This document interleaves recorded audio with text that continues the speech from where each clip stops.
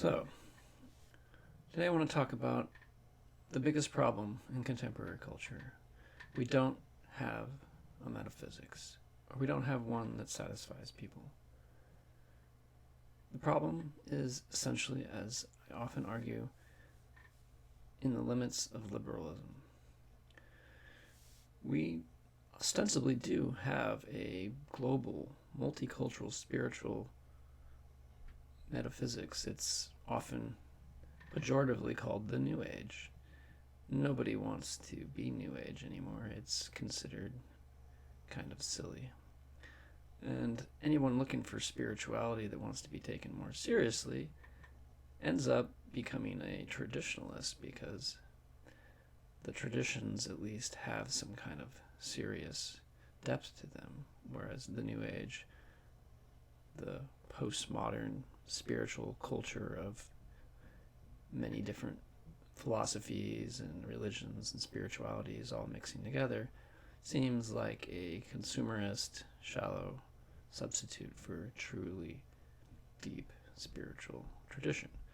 And there are obvious reasons for that belief.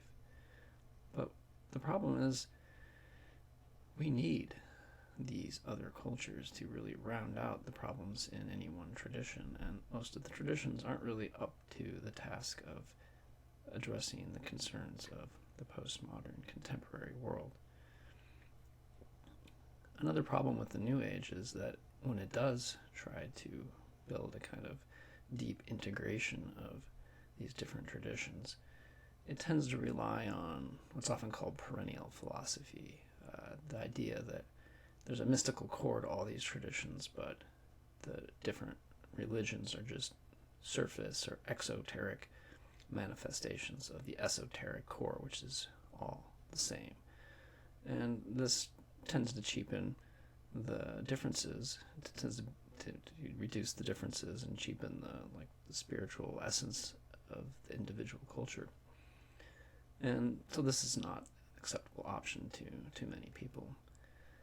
And it also really gets away from what we should be doing, which is finding the esoteric differences and finding how they connect and how they can help us in different ways, and perhaps growing the parts of the particular tradition that are maybe not as relevant or as good as or valuable or practical as certain dimensions in other traditions. And so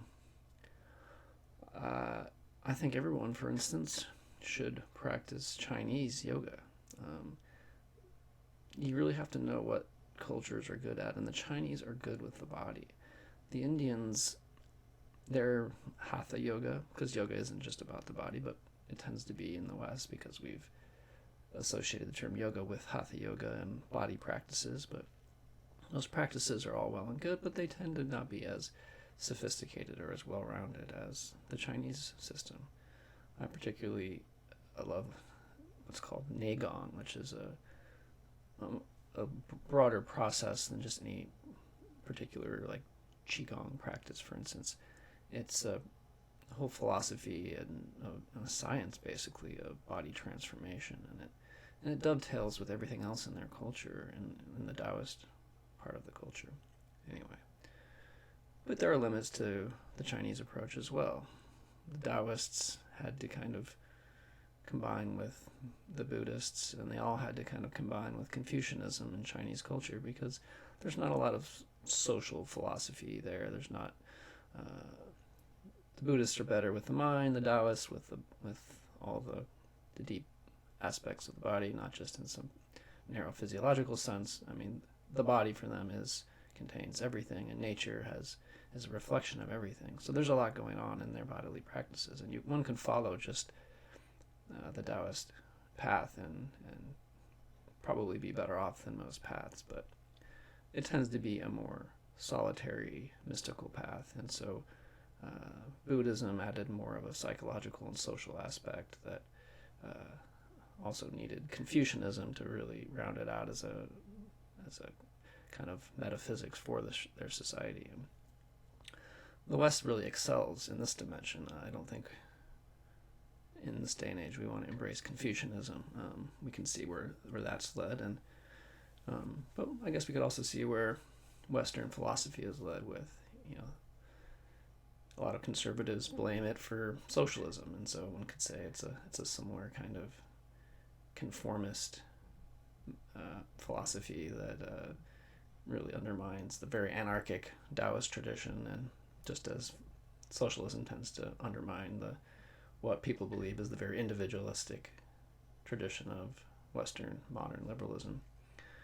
But there are other aspects of the Western tradition besides liberalism that are very important to understanding not only society but the cosmic dimensions of spirituality, which are kind of underplayed in the Chinese tradition.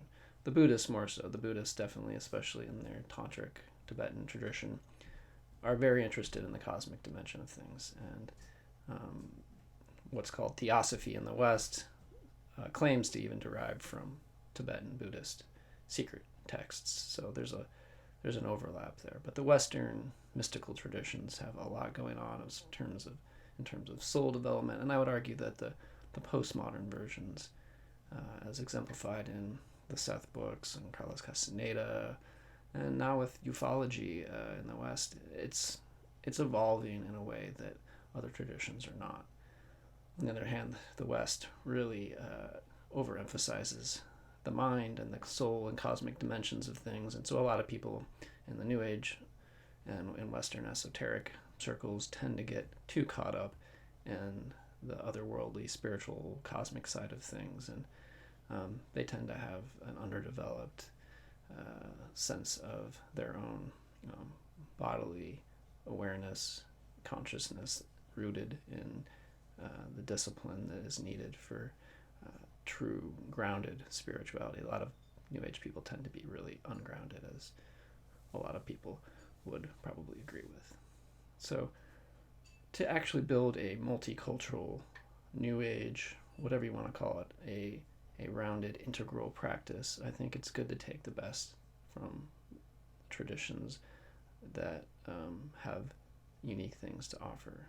The Indian tradition I particularly draw from. I follow Sri Aurobindo's yoga very closely, but it's made for rather solitary and puritanical lifestyles, and so I definitely have needed continually to draw from the West and the Far East for things, especially with my body and health. Chinese medicine is I still think in a lot of ways superior to Western medicine, and understanding the body in a more deep philosophical sense, Chinese medicine is crucial. All these things are important and helpful for us, and we can embrace them in ways that are not just whittling down their differences into a hodgepodge of New Age platitudes. But neither do we have to become conservative traditionalists who embrace their tradition like it's some kind of holy scripture, and they no longer even believe those kinds of things. It's kind of silly. Anyway, those are my 2 cents. Thanks.